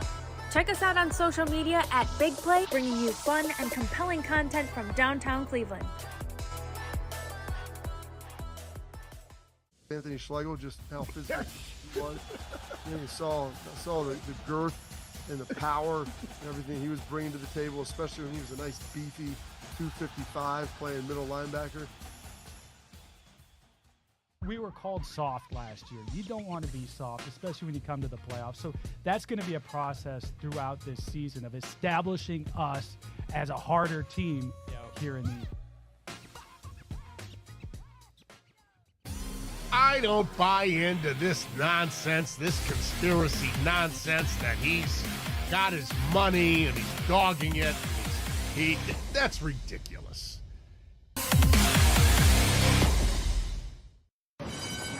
They're off in the Kentucky Derby as Authentic takes them around the far turn. Tis the Laws making his move now, and they're into the stretch. These two stride for stride. Authentic, tis the Law. Here's the wire. Authentic has won the Kentucky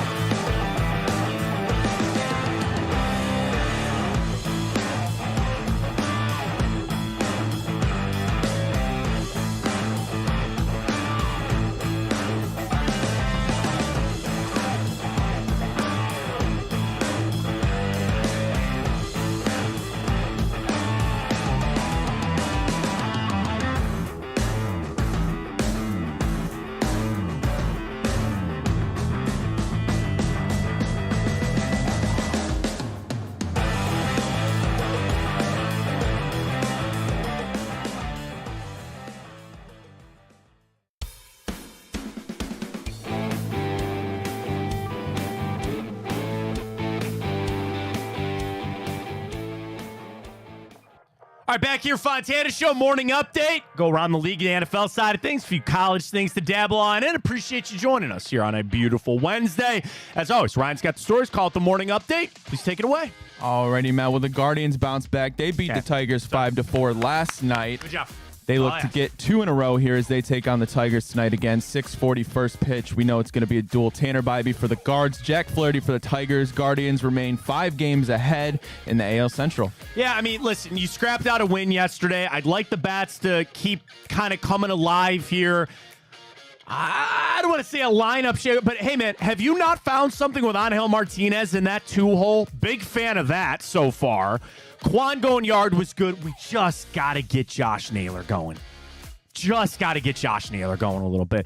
And I think, it's going to be hard tonight facing Flaherty, but it'd be nice to get one of those games that you just go out and you're up 5-1 entering the 7th. And you know what I mean? Just like you're a feel-good kind of game. You had to sweat it out a little bit yesterday. But, hey, a win is a win, especially in the division. Like you said, you got to have to start looking over your shoulder now. You're going to have to start looking around. And what are the Twins doing? What are the Royals? They both lost yesterday. You're back to 5 up. Keep it that way. Keep this thing rolling, man. And you got a big series against the Phillies coming up this weekend that I think will tell you a little bit as we get ready to go for the trade deadline. Good win for them last night. You still dominate at home, which is great. Keep it that way. Get after it again tonight. These are the pitching matchups where, this isn't Scherzer, v. Garrett Cole, right? It's not something like that, but this is a pretty damn good pitching matchup tonight. And Tanner Bybee, I want to see a little dog in him, man. He's our number 1 starter. It's it. And I know Tariq Skubal is theirs, but Flaherty's a damn good pitcher as well. Maybe a little preview. We didn't talk about this in hour 1. My buddy Nick sent me this, and it's swirling, man. Zach Meisel had a lot of this on The Athletic, and Zach is the best. There's some push that they're going to do something big.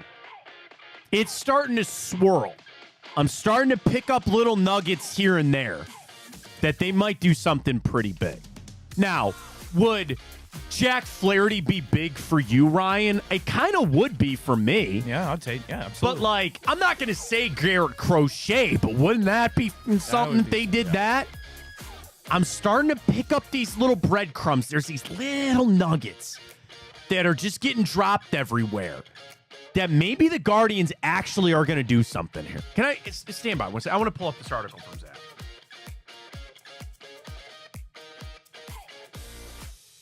All right. From Zach. The Guardians will make multiple trades. It's hard to forecast. Everything is in flux. Conversations are fluid. But the Guardians are positioned to swing big, or at least take a few smaller hacks. Like everybody, they desperately need rotation help. They could stand to land another bat, and another reliever would never hurt.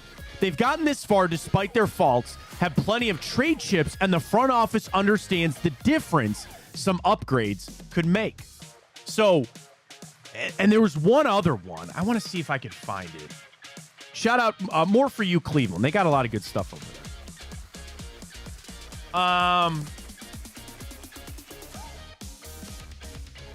All right, this was another one that they posted yesterday from Mark Feinsand. Among the teams that may look to thread the buy-sell needle are the Rays, Reds, Guardians, Mets, Giants, Cubs, D-backs, and the Brewers, setting up what could be a fascinating deadline. And an exec saying to Mark, as far as the industry goes, it might even be a bigger story than any player who actually gets moves. The conversations are unlike any I've had in the past and can recall. So, hey, man, you want a little, you want some craziness to happen. You want some weird things to get going and maybe start priming the bulb there a little bit for some of these big moves. More moves, the better. And the Guardians can slide in and get another one. There's another one about them going to get Randy Arozarena. All right. I'd listen to that. The thing is what you're giving up, right? I saw Chase DeLauder home run yesterday. He's coming back off the injury. Jason Chourio, we know all the big names, all that. They're going to have to do something. And I'm starting to, I'm starting to pick some things up, man, that maybe they're going to do something big here, but we'll have to see. Alrighty, well, Browns training camp is finally here. Yes. And the big news yesterday, Browns Amari Cooper, he figures things out. The Browns are giving him a $5 million raise, also guaranteeing him the $20 million currently left on his contract. He will still be a free agent next year, but he's good to go for this year, Matt. I'm shocked that he took the deal. I'm really shocked that he took this deal. And maybe he believes that hitting free agency next year is going to be the path for him, or he does play really well and the Browns come back and they say, hey, man, we can revisit a deal with him in the season. If I was Cooper in his situation, I'd have been pushing hard for more years, more guaranteed money. But somebody sent this out. Of that $100 million deal that he signed with the Cowboys, he's going to get all of it now. He's going to get all of it. So that's, set up for life pretty much at that point. So I think Cooper understands that this is where the Browns are at and has not closed the door on a future with the Cleveland Browns beyond this year, but it's just the flexibility. My favorite thing about this is the Browns now have multiple avenues to approach after this season. This season is set. You know where we're at. Every freaking article that I click on about the Cleveland Browns and what they need to do in training camp is all Deshaun Watson. Did you know that, Ryan? That the whole season will hinge and be contingent on Deshaun Watson and his shoulder. Did you know that? Are you sure? Are you sure? Are you really sure? So this season is set. But what I like is there's options. There's options beyond this year. You didn't feel that about last year. You sure as hell didn't feel it about this year. Next year opens back up multiple avenues. And I'd like it to be Deshaun Watson is back to his old form and playing well. Great, that's the easy path. But if it ain't, bing, bang, boom. You got other ways you can go about this, too. That's my favorite thing about the Cleveland Browns. I want to go 11-6 this year and get the number one seed. Or 11-6 probably wouldn't do that. But win the AFC North, get in the playoffs. I want all of that this year. I want Defensive Player of the Year for Myles Garrett. I want Nick Chubb Comeback Player of the Year. I want those things. But then after that, I just like that the smart people that are with the Browns get freed up a little bit to do what's best for this organization moving forward. And this move's a little tiny microcosm of that, maintaining their future flexibility. Love it. Alrighty, well, let's head back over to baseball. ESPN's David Schoenfield gave us his MLB trade deadline dominoes for 10 biggest names on the market. We'll see if the Guardians are on there. Number 1, White Sox trade Garrett Crochet to the Orioles. To the Orioles. I thought you meant number 2 was the Orioles. That's an element that we talk about the Guardians. Other teams are going to make moves. The teams you're competing with in the playoffs, could you imagine having to face that Baltimore lineup and then also Garrett Crochet? Other teams are going to be doing things. I hope that does not come to fruition. Number 2, Tigers trade Jack Flaherty to the Los Angeles Dodgers. Damn you! Damn you, Dodgers! Go to hell. Number 3, White Sox trade Luis Robert Jr. to Seattle? The Philadelphia Phillies. Yeah, that's that's almost like a for sure at this point, is it not? But okay. Number 4, White Sox trade Eric Fetty to the Astros. Damn. Mariners trade Tanner Scott to the Yankees. Okay. Athletics trade Brent Rooker to the Kansas City Royals. I like Rooker having a nice year. Okay, fine. The Royals ain't going anywhere, so what does that matter? Number 7, Rays trade Randy Arozarena to the Atlanta Braves. Okay. 8, Rays the trade... rich just get richer there. Does that not happen there? Okay. Rays trade Zach Eflin to the Twins. Okay. Marlins trade Jazz Chisholm Jr. to the Orioles again. Yeah.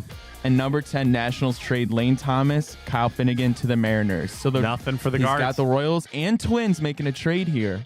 And again, these are just the top 10 biggest dominoes. Yeah, I'd like to see what happens. And I think... But guards are not listed. But the question is, do you wait to see if Crochet goes first? Like, are you waiting for the big dominoes to go? Like, the White Sox are trading Garrett Crochet. Like, there's no reason for them not to. If they're going to trade away Dylan Cease and you still have Crochet, then they're done, right? Is that the first move? Because the other thing we have got to watch in this, who are a lot of the teams that you just mentioned there? Orioles, Braves, Dodgers, Yankees a little bit. Phillies. Yeah, the Phillies. You know, the Royals, I'm not buying them in this thing. The Twins. The thing is, it's okay. So here's like a dream scenario. Here would be nice for the Guardians, right? Let's say the White Sox, Garrett Crochet's out there. I want the Dodgers and the Yankees and the Orioles and everybody else bitching and fighting with one another to get him. And then we like slip in the back door and go, you go that way. We're going to go over here and steal this guy quick. Now, I get that GMs are going to be burning phones and they're going to be on the phones with a lot of different teams. But like, you get what I'm saying? I want a little chaos. I want a little bit of craziness. And, like, let the Guardians slip on in. Like, everybody's staring at Jack Flaherty. All right, go get me Fetty then. Or vice versa, right? Everybody be staring at Crochet. All right, go get me Flaherty. Something like that. Like, let all these other teams be preoccupied with making some huge, big splash move. Let the Guardians slide on in. The thing is, with what you have seen in baseball, you got to look at the teams that are trading away some of these guys. And there's multiple ways. Like, are the Blue Jays, who obviously I weren't even really in that article, which is a little crazy, are they in a full-blown rebuild? Kind of. Now, the White Sox are... You want some seats? We'll throw those in, too. You want to sign from... You want to say U.S. Cellular Field, whatever. It's guaranteed rate field or whatever. They'll throw whatever you need in. Well, what do they want back then? Prospects. What do the Guardians have? A lot of good prospects. And I get that player for player certainly happens too, but like the Guardians have the ammo, and the ammo that some of these teams covet. There are teams in different positions, and I guess a more succinct way for me to explain this. White Sox don't mind trading for a double-A guy. They'll take a high-A guy. I feel like the Blue Jays, maybe even the Mariners, some of these other teams, they want some more major league ready guys. They would want John Kenzie Noel or Chase DeLauder, somebody higher on the list with an ETA of next year at that time. So the Guardians had the ammo to go some of these bottom barrel teams go, this guy's 3-4 years away, but he's pretty good. Go ahead. Moving on. That's fine. And those are the guys that you don't know more about. Those are the guys that you have a little more unsure about if they're 3-4 years out from being a major league guy. Get rid of those guys. Good. I think the Guards are in a good spot. I like where they're at. Go make the move, though. Go do it. It was announced this week that LeBron James will be the male flag bearer for the United States at the Paris Olympics this year. Well, now it's known that U.S. Open champion Coco Gauff will be the female flag bearer for the United States. Gauff, the first U.S. tennis player to carry the flag. We know LeBron will be the first basketball player to carry the flag. She says, I never thought in a million years I'd have the honor of carrying the American flag. I could not be more proud to lead my teammates with LeBron as we showcase our dedication and passion on the biggest stage there is. Now, this is interesting, Matt, because Gauff, if you remember, had to miss the Tokyo Olympics 3 years ago when she tested positive for COVID. That's right. Yeah. So, I mean, that's star power. Everybody knows Coco Gauff is. I mean, that's big for Team USA. And now it's all coming out that we got the LA ones, that they might get Salt Lake again coming up in 2034 or whenever that is. Well, they just got awarded. It did get awarded. I thought story. it was. Oh, I'm sorry. We'll get to that in a second. This is good for Team USA. I love it. The ratings are going to be through the roof. I think you've got star power left and right for a lot of the sports. I'm really excited. It all starts on Friday. We'll be off to it. Alrighty, Matt. Well, yes, we get into it. Salt Lake City was formally awarded the 2034 Winter Olympics following a Wednesday vote. This gives Utah its second games after it hosted back in 2002. I read something interesting on that the Olympic Committee, who are just as crooked as you can be, man. Bribes. Have you ever looked? Remember when they had it at Sochi in Russia? Have you ever seen the pictures of what it looks like now? The city? Yeah. No, I mean like the Olympic Village. Oh. So okay, so here's the idea. When these cities get these when they get this money, right? And they know the TV rights and all that other kind of stuff. They build some of these are already facilities and stuff, right? But like the LA Coliseum was built in part for the Olympics. Turner Field, when Atlanta had it, like their idea was we're going to build these things, but then they're infrastructure for the future, right? Sochi, which sounded like it was rigged as hell. Bro, all the hotels that they built, they're abandoned. Every little thing that they built that they spent billions of dollars on is just abandoned. It's like, what's going on? I say that to say this. The whole reason that I was going this way. The article that I read was the IOC. They don't have as many of these cities coming up now with these bids. And I get that this is a world traveling thing, and you want to get it to South America, you want Europe, you want Asia, you want it all over the place, right? Eventually, you just got to lean back to countries that can handle this. And actually, a part of the article was about climate control or climate change and about how many fossil fuels we're using and how sustainable is all this stuff. You know, you go to Salt Lake City, you already had hosted it. Some of that stuff probably still isn't there from all the way back in the day, but like you believe that the stuff is actually going to get used properly, and then they turn it into an Olympic training facility and all that kind of stuff. Because, you know, this way, real quick. How much money does it cost to host the Olympics? The latest estimate for the Paris Olympic and Paralympic budget for facilities and operation is $9.7 billion. But that's less expensive than London, that was $17 billion, Rio, which was $24 billion, wow, and Tokyo, which was $13 billion. So then, okay, so this goes back to the Beijing one. So even with that money spent, the Beijing Summer Olympics still generated $3.6 billion in revenue. Tickets, you know, media, or, you know, all that kind of stuff. So I would say, man, just keep it. You got to just keep. And again, like Sochi, the Russia, all that kind of stuff, like it is what it is. But all right, here's a list. Here you go. You believe in Wikipedia, right? Most of the time. Most of the time. All right. What did I say? Total cost for the Summer Olympics in Tokyo in 2020 was $28 billion. But it's weird that they don't have a profit on this thing. Like the Summer Olympics in Sydney lost $2 billion. Salt Lake City in 2002 Winter Olympics, it made $100 million. Summer Olympics in Athens lost $14 million. It's just crazy, man. Crazy. How the hell did that happen, man? They said Sochi made $53 million. I don't buy that. Anyway, I'm glad it's the United States again. Just keep rotating that kind of through, and we'll see how it goes. Immaculate grid. Here we go. All right, you know how we do it. Got to do a player for each. And what do we got? 10,000 career passing yards. Should be nice and easy. Go. All right, Russell. Sure. I thought Ryan Tannehill, but Steve McNair probably is the better answer there. Andy Dalton. Sure. Wow. Wait. No. Oh, could you don't use it. We could use him. Well, couldn't we also use T.O.?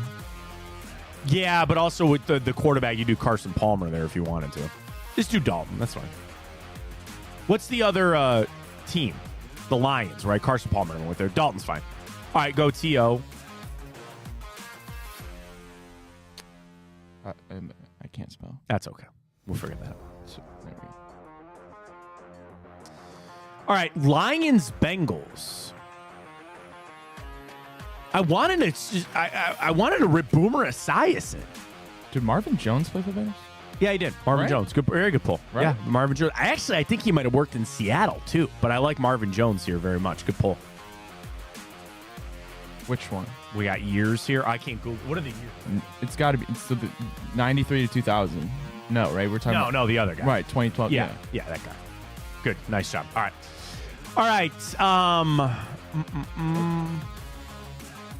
Where do you want to go? Just kind of open things up here, see what we can fall into a little bit. All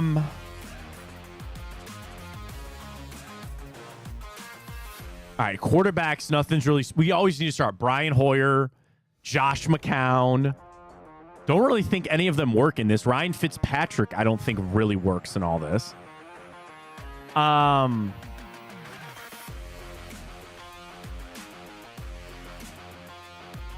Adrian Peterson, did he play in Seattle? Am I misremembering that? He played in Detroit.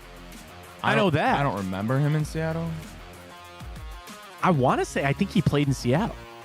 But hold off on that. We'll see if we can come back to it here. Jonnu Smith, Lions or Cowboys from the Titans side of things? No. Austin Hooper does not work. Chris Johnson, running back? No. Tannehill doesn't work. Marcus Mariota? Did he play in Detroit? He's in Dallas now, isn't he? Mariota? Yeah. No, he just went to the Commanders. Commanders. Ooh, wow.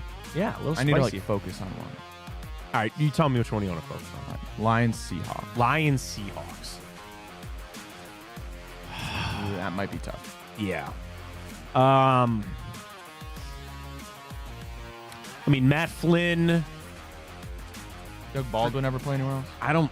Yeah, but I don't think either one of those teams. Barry Sanders, no, obviously.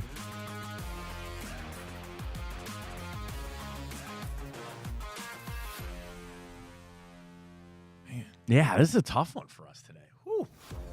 We just got to get one to get rolling. I know. Titans, oh, no. What? No. Nothing. Did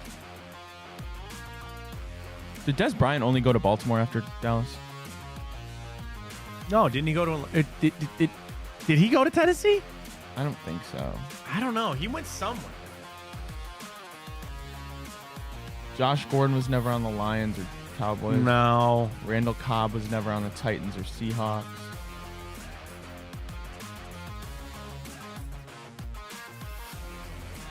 Richard Sherman never went to either one of those other spots.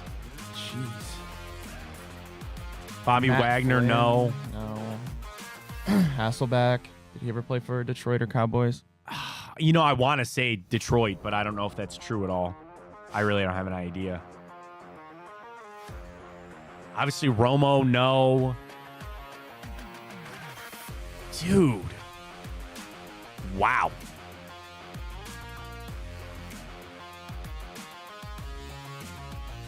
Yeah, Chris Johnson, no. Titans, Cowboys, DeMarco Murray. That's a good pull. Yeah, there we go. All right, there we go. Did Steve... I know, I'm going to get screwed up because of Aiden Hutchinson. But do you remember Steve Hutchinson? I know the name, but I don't... Hall of Fame guard. There's a guard that went from Seattle to Detroit. There's a lineman. Still playing? No. I want to... Dude, there's a lineman. It's going to... Oh, my God, it's going to kill me. What position? I think it's Steve Hutchinson. Okay, let's save it. I think it is. Titans, Lions. Like, I mean...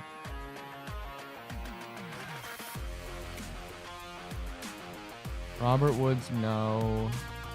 No. Cole Beasley, no. No.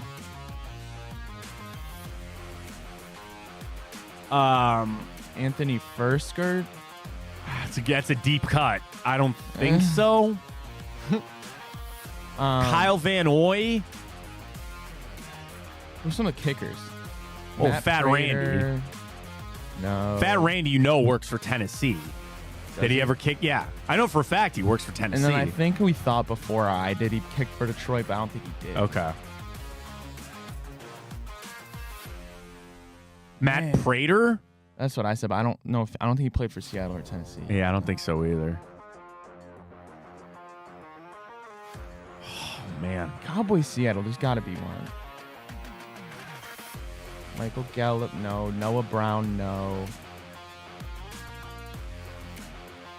Brandon Cooks, no. No. I don't know why. That one I'm viewing a running back. For Seattle? Yeah. For Seattle, Dallas? Like, not Alfred Morris. I don't think Marion Barber, RIP. I mean, Emmitt Smith didn't go to Seattle, did he? Nah. Something sounds weird about that. I don't think so. No, he went to Arizona. That's right. That's right. He went to Arizona. Son of a gun. Man.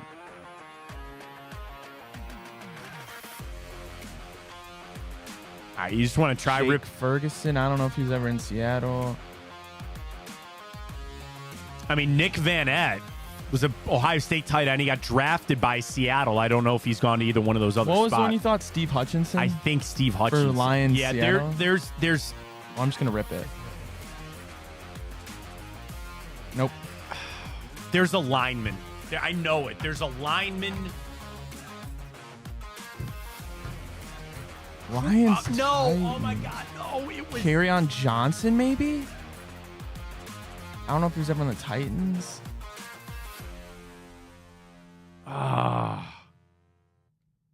Was it Walter Jones that I was thinking of? No, he only ever played there. I don't know. Tough day for us. Lions, Titans. There's something there that's just...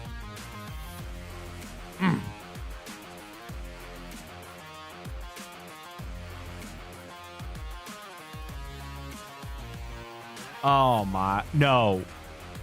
Steve Hutchinson went to the Titans. On the Lions? No, he went Seahawks, Vikings, Titans. So not that we would have used that for that one, but that's probably what I was thinking of. The color scheme threw me off. Oh, we got to get one more. All right. I mean, did any of the Legion of Boom go to Dallas? no, Cam Chancellor left Seattle. Richard Sherman, I only remember him in San Francisco. If he went anywhere else, I don't remember. Yeah, Des Bryant. Man. Brian Baldinger? Did he... I have no idea. I have no idea. I mean, you could try ripping Matt Hasselbeck. Rip Matt Hasselbeck there. Lions, Seahawks, maybe. Yeah, give it a try. Yeah. What an L day. Yeah. All right, go down. I want to see everybody else. Golden Tate, we always forget him. Adrian Peterson, Titans, Lions. That's what I thought. I said that. I thought so. When did he play for the Titans? I thought so. I thought I remembered that. Go down and click on the lists, or go back up. I'm sorry. Click on the lists. Which one do you want? I want to know Seahawks, Lions. Seahawks, Lions, because there's something just nagging at me on that one. Dave Krieg, Kevin Nope. Glover, Joe Kitna. You said I thought lineman. lineman. Ezekiel Anza. No. That's a good pull on Ziggy Ansah, though. I don't recognize All right, Justin Coleman. I don't recognize any of these people. I must have screwed it up. Damn. Dwight Freeney, Justin Forsett. Not good. That's all right. We'll rebound tomorrow, as we always do. All right, I want to run through this story from CBS Sports this morning. Big deal or not a big deal for NFL training camp hot topics. So they went around to several of their insiders, Cody Benjamin, and they asked Cody Benjamin, Jared Dubin, and Jordan DeJohnny if they thought this was a big deal or not. So Ryan will do it here. Number one, Joe Burrow being fully cleared for contact ahead of training camp. Big deal, not a big deal. Fully cleared for contact. Big deal or not a big deal? I guess a big deal. They split because they say big deal because it's Joe Burrow. I would say not a big deal because it's what you expected. And I know with Burrow and his new haircut, everybody, it's just like the Browns. You get out of it what you expect, and it's going to be on the team and all that kind of stuff. But him being cleared for, why I don't think it's a big deal. A, you were expecting it. And B, like, okay, you still need him to play well and stay healthy. And he's not going to get hit in training camp. Right. Oh, he's going to get the reps? Does he really need all these reps? Like, so I'm going to say not a big deal for Joe Burrow being cleared. Big deal, not a big deal. Jordan Love holding in for a contract extension with the Green Bay Packers. Not a big deal for you. No, it's going to get done. I'm going to say it's a big deal. You have a franchise quarterback with a contract dispute. That's a big deal. And it will be. I get you're saying the right things where you assume this deal will get done eventually. And I'm saying anybody in that position. Yeah, anybody in that position will hold it. I still think you have a franchise quarterback with an unknown future at this point. I think that's a big deal. Until you actually get it signed. And you could have, but he's going to get it. So I'm assuming he will, but until he doesn't, or until he does, excuse me, I think it's going to be a big deal. Brandon Ayuk holding out for a trade. Big deal, not a big deal. Well, he's at training camp. They holding in, holding out, whatever it might be. Not a big deal. I agree with you. I think it's not a big deal. That is one, you know exactly what the situation is. You can bitch and moan as much as you want. You're not getting a new deal. You might as well play it out. Not there at all.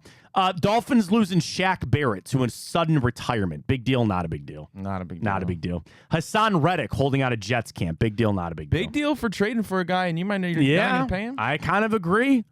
The drama that just follows the Jets. Do they then have to flip him? Would they trade him away for Devontae Adams? Yes. Could you imagine Max Crosby, Hassan Reddick on the same team? That'd be cool. That'd be pretty good. That's where all the ones, the big deal or not a big deal, run through some of the big stories across training camp there. Browns are not on that list, which I like to see. All right, let's get to Time Hop when we return. We'll get our wagers for the Guardians game tonight as we go through and get ready to go for Flaherty, the Bybee, which is exciting. And we'll see. I was wondering to see if the Browns might make any of these injury notes coming up with PUP and NFI. Haven't seen any of that yet. Other teams are rolling through that, so we'll get any updates as we go on. Fontana Show right here on Big Play. Don't forget, follow us on Twitter X. We're up on Twitch, YouTube, subscribe there. You can also follow us on Instagram. Time Up comes your way next. Well, how do they know I'm doing this? Did somebody leak this out? It's social media. Oh. It's just that's the way social media works now. I thought maybe you were just running that yep.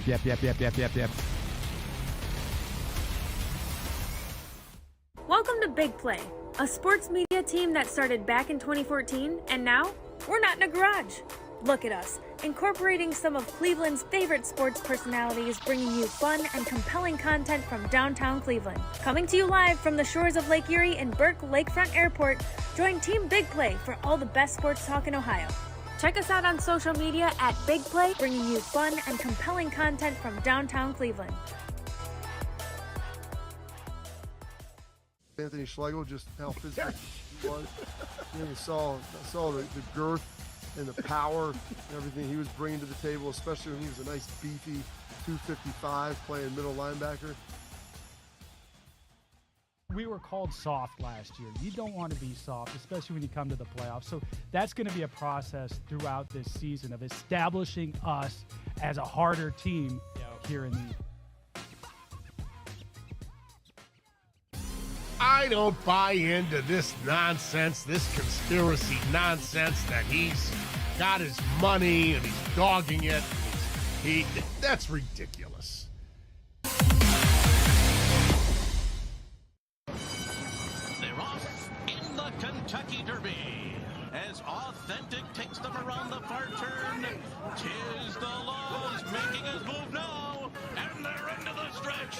These two stride for stride. Authentic, tis the law. Here's the wire. Authentic has won the Kentucky Derby.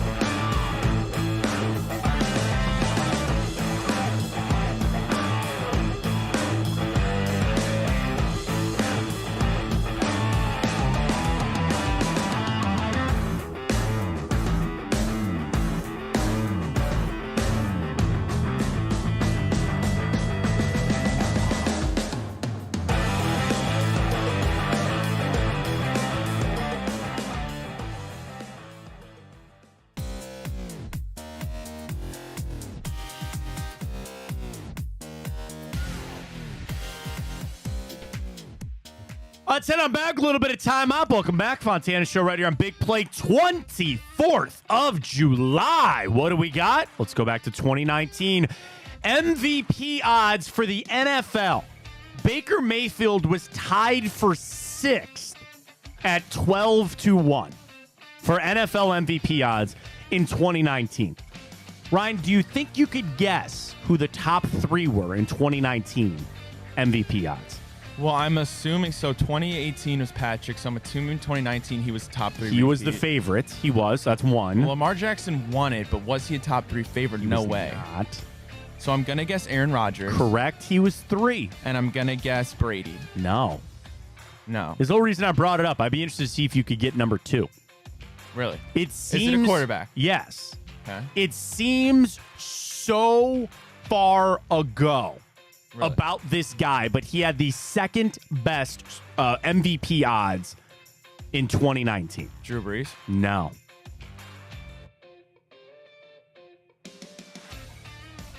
It was even more shocking about what would happen to this guy about 3 weeks later.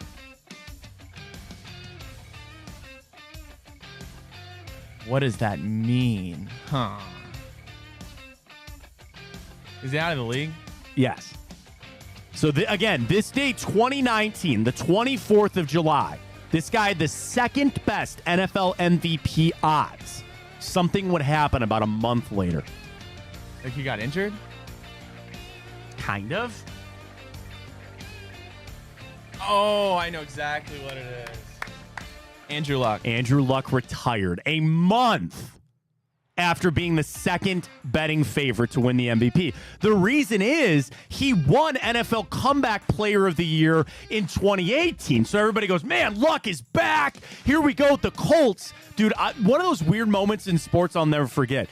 You know, August, right after their preseason game, I'm up at Put in Bay with my wife's family, and we're sitting there in the evening. We had, it was a big common area where we would cook the food for our whole family. And I'm sitting there and I'm cooking.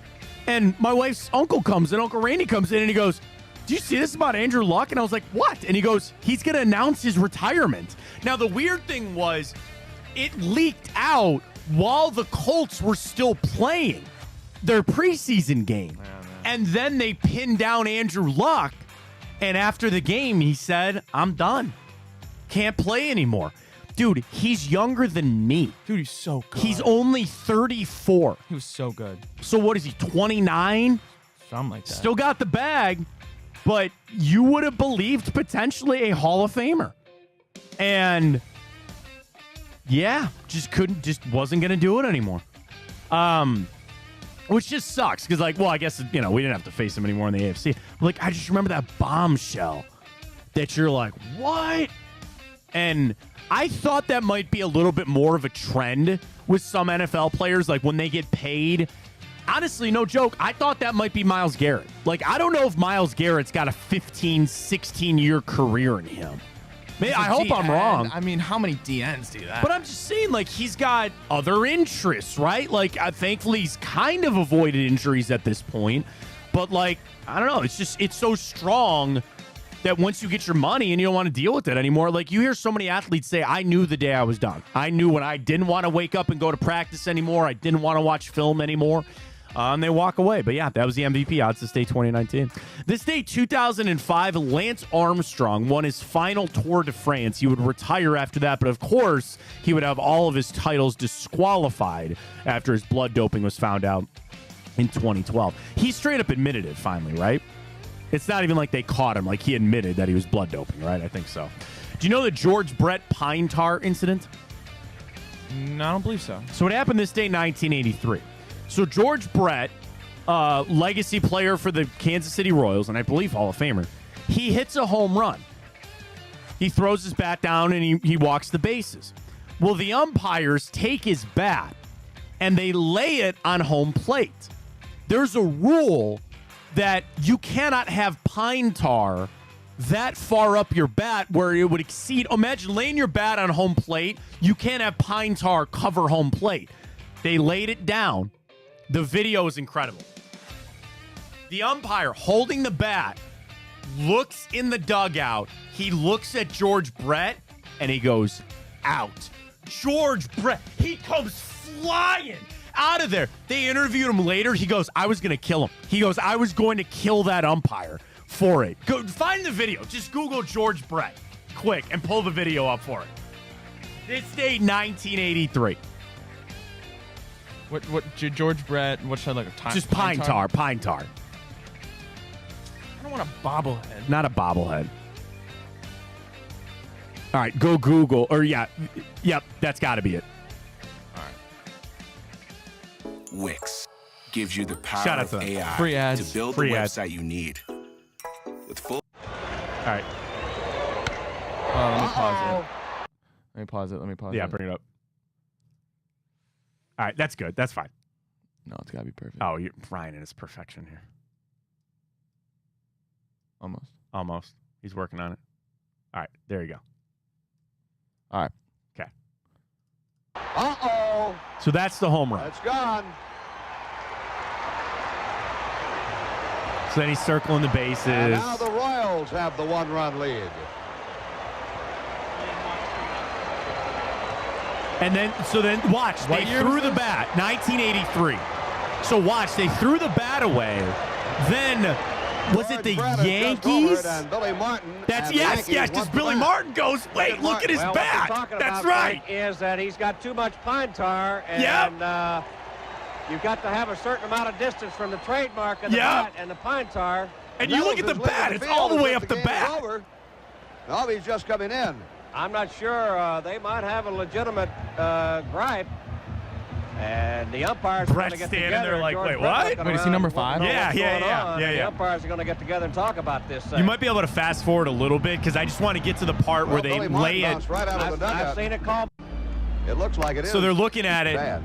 Go back. Now here. Yeah. Here. They walk down. He lays it on home plate. Now they're going to measure it across home plate. And that's, I guess, as far as it I've could never- go. I've never seen this. I never have either. I didn't know that was a I don't know rule what- I don't either. know what they're measuring. Watch him. He walks over. They might be going to call And he George look. And he Brett looks. out. He's pointing. And he goes out. Watch George Brett. He's like, you God. He goes, what? What do you mean? Out.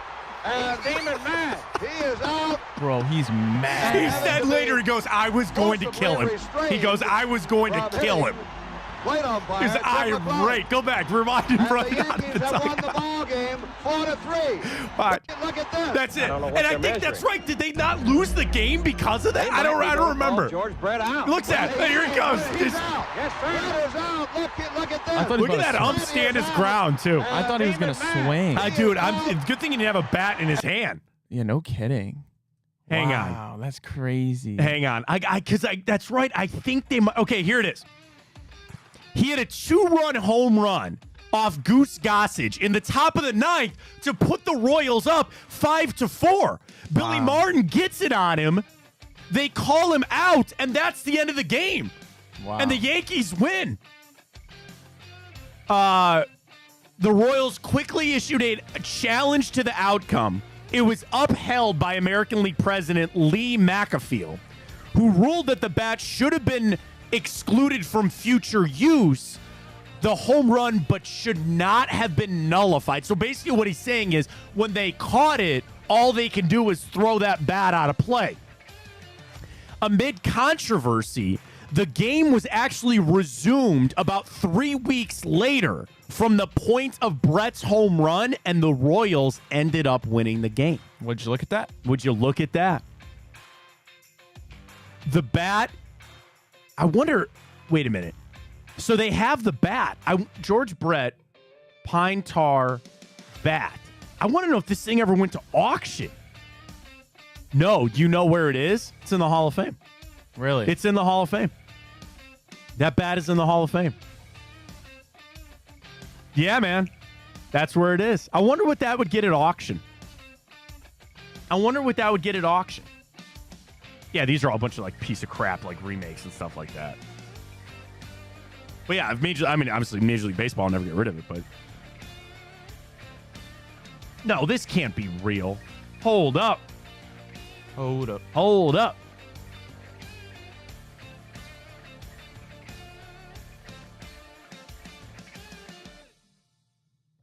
Oh, no. Okay, sorry. This isn't the real bat.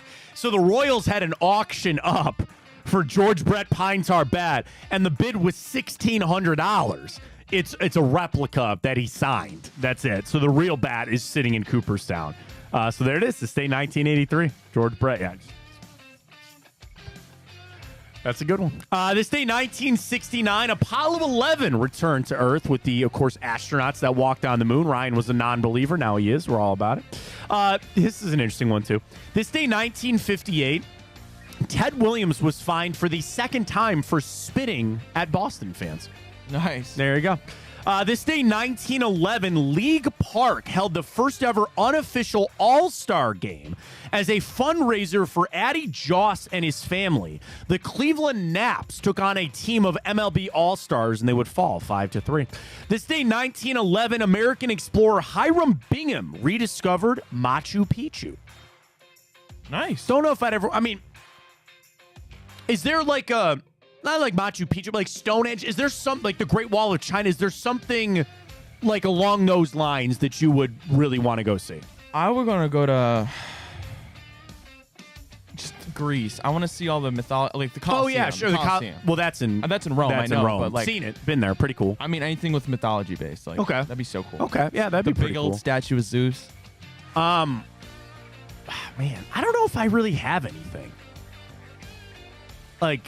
You know, we've done the out of the country, like something like that. Like to go, like Stonehenge, maybe. Like Machu Picchu would probably be pretty cool, but it's obviously up on a mountain. Like you're gonna have to climb it and all that kind of stuff. Is it weird? I have no interest to go to the Louvre and see the Mona Lisa. By the way, they say it's the fake one anyway. They say the real one's in the basement. You know, it's super, super tiny. Yeah, it's not very big at all. Yeah. So like you do it to say you did it. Yeah. I've been to the Sistine Chapel. That was pretty cool. That'd be cool. Yeah, Sistine Chapel's pretty interesting. Yeah, I don't know if I have something quite on that list that I'm like, oh, world traveler. I gotta go see. Very happy birthday goes out to the postman, Karl Malone, probably the greatest baseball player of all time, Barry Bonds, Nick Nurse, former NBA player Rick Fox. I used to think Rick Fox and George Clooney were related. Shocking resemblance, in my opinion, right? Kyle Kuzma, Jennifer Lopez, Amelia Earhart, Bindi Irwin, and Mara Wilson. You know her as... Matilda. She played Matilda. Who's Matilda? You never seen the movie Matilda? No. Really? No. Great flick.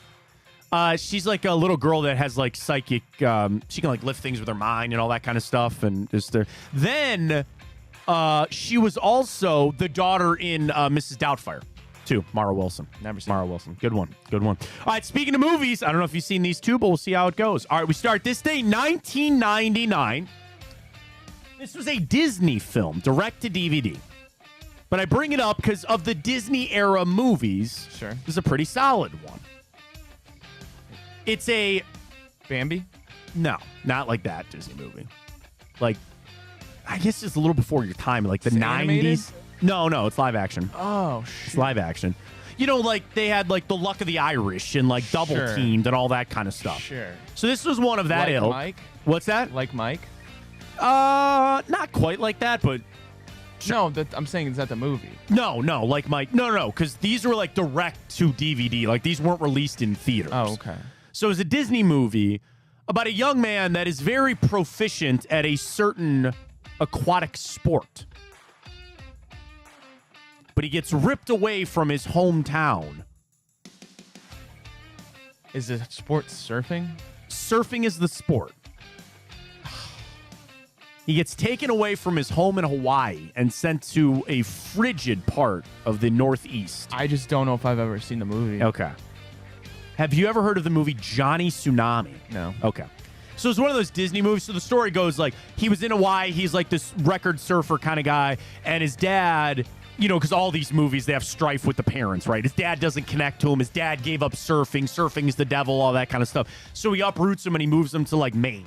And all he can do there is snowboard. Okay. So he learns how to snowboard. What do all these Disney movies come down to? Him and the rich-ass jock a-hole kid got a race for supremacy and for a girl, and he wins the race. Johnny Tsunami. Of my era of those watching those ones, Johnny Tsunami's probably all the best. It's pretty good. All right, next one. This is a very well-known film that was released in many theaters, won many awards. This day, 1998. The story revolves about returning a brother to his family. Saving Private Ryan. Saving Private Ryan is nice. Actually, I didn't want to spoil it earlier because we were talking about places you want to go. I would go to Normandy. Normandy would be sweet. And it's like one of those things that I've had family members go. Like one of my wife's cousins, like he's like a World War II reenactor. Like he knows more about that stuff than any person I've ever met. And he's been there multiple times. And he goes, the weird thing, because on the other side of it, he had been to some concentration camps. Yeah. And he goes, the aura that you know what I mean? Oh, like yeah, you man. just feel it All the about bloodshed. the life that was lost, just the horrid things that happen. And he goes, nobody talks. Everybody just stands. But he's like, but he goes, you feel it while you're there. And just all of that. I just can't and again, Saving Private Ryan, there were military people that had to leave the theater because they were getting PTSD. Like that's how close that reenactment was. I'm sure they say that's like the most. Yeah, they said it's the closest that it was. Yeah. I just can't. 18 years old getting off that boat and they go, good luck. Good luck. Damn. Plus, that scene that Fish gets killed, where Opham's crying, like every time you just want to get Opham and just beat him, like get up there and save him. That's one of the worst cinematic deaths of all time. They're scrapping, they're fighting. He's just trying to hold the knife off, and Opham's sitting there crying like a bracket idea. Saddest death in a movie. Oh, I saw the one with the horse. Somebody posted that. All the right movies, they posted that. Worst fictional death. Oh, did they? Yeah, and it was the horse from Stuck in the Mud. I don't know what movie that was. Tony Stark was sad. Spoiler alert. I'm just kidding. Sam the dog in I Am Legend. Yeah. Oh, fuck. Yeah, bro. I've not seen Marley and Me, but I know how it ends, so I'm good. Yeah. What's the horse? Is that Never Ending Story? It's Never Ending Story. That's it. Never Ending Story. The horse gets stuck in the mud. They keep trying to pull him out. Damn.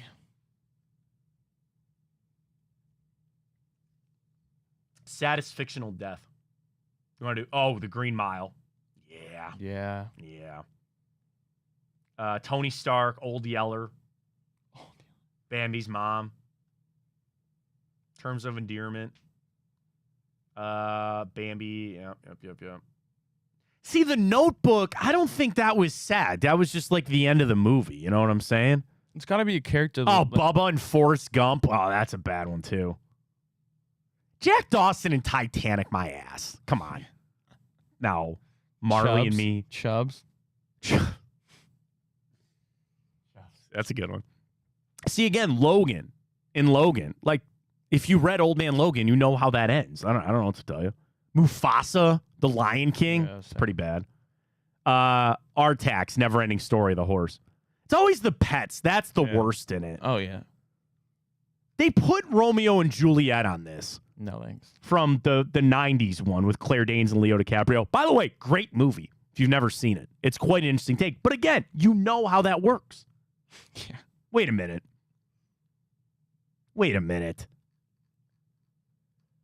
The girl in Up dies? Is it his wife? Oh, is that it? But you knew she died in the beginning of the movie. Yeah, they said 10 minutes in. Yeah. Ugh. You know another really sad one? Finding Nemo. There was some like alternate universe where somebody describes Finding Nemo. They're like, a family is killed by or murdered by a serial killer. Yeah. After which his son is kidnapped and he has to go find him with a mentally disabled person. Like, what kind of movie is that? Like, it's Finding Nemo. Yeah. Break it down. It is what it is. All right, speaking of break it down, Ryan, our bracket of the week. Movies, not sad movies, but heist movies. Well, for A1, Italian Job, Ocean's 11. I did get a tweet this morning. Somebody goes, you mean the original one? And I was like, no, the original Ocean's 11. You know there's two?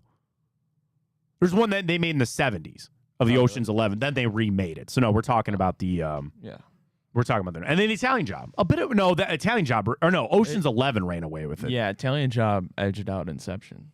And Point Break, which is what I voted for. Yeah. Groups 3 and 4 tonight. Heat, Thomas Crown Affair, Logan Lucky, and Die Hard. Group 4. I still need to watch The Town. Dude, I'm telling you, you will not regret it. I'm sure. I'm telling you, hang on. I'm doing it right now. I just couldn't find it on anything. Do you have Tubi? I don't think so. Oh, it's not until next week. By the way, you cannot watch that movie on TV. Too many F words, too many swear words. It's just ruined. In the town? Yeah. So you have to watch it. Right. On a search. Yeah, you got it. Yeah. Why are we still in this world where, it's hard for me to find things? Is the town on HBO Max? No. It says it is. You looked? You looked? I'm pretty sure, yeah. Yeah, I believe it. You got to watch it. It's a pretty good one. So vote on that. We'll get our results up today with groups 3 and 4. Guards! Let's go. Tonight, back in action. We were close last night. Are you feeling a Guardians victory tonight? Bybee, Flaherty. Bybee on the mound, yeah. Okay, over-under is 7.5. All right.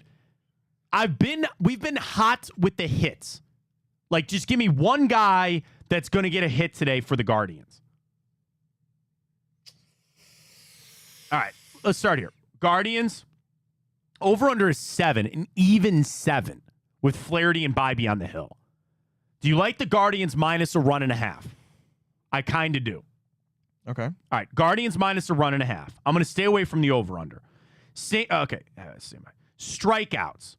Would you give me 5 each for Flaherty and Tanner Bybee? Sure. Would you listen to that? Okay, 5 each for those guys. Hits, or do you like total bases in this?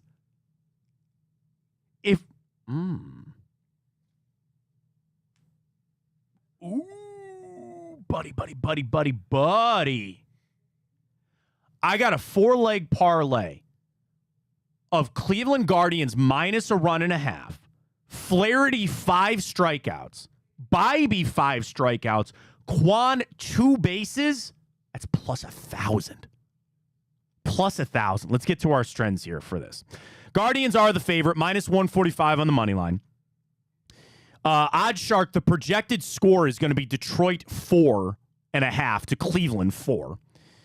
Over-under is 7, which I kind of don't like for this game, but if you had to pick, I would say the over. Guardians averaging 4.7 runs per game, Detroit at 4.3. In the last 10, though, how about this? Detroit is averaging almost 6 runs a game over their last 10 games. Guardians just 4.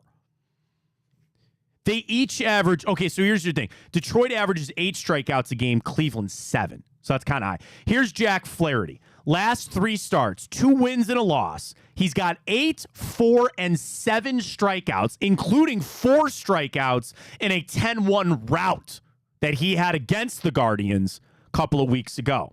Tanner Bybee's last 3 starts, a win and 2 losses, where he had 3, 8, and 6 strikeouts. Bybee went 5 2/3, 7 and 4 2/3. So I think we're pretty much right on the average of the strikeouts for those guys. I guess, man, am I starting to get wimpy here on the Guardians minus a 1.5? Yeah, it's tough. You don't like that one? I mean, we won by 1 last night. But you know me. I know your trend. I know my trend. You know my trend about eventually somebody's going to win that by more than 1.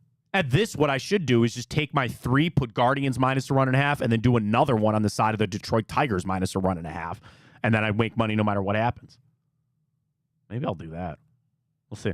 All right, that's what I'm going to do for tonight. Guardians minus a 1.5. Flaherty, Bybee, each 5 strikeouts. Quan, 2 total bases.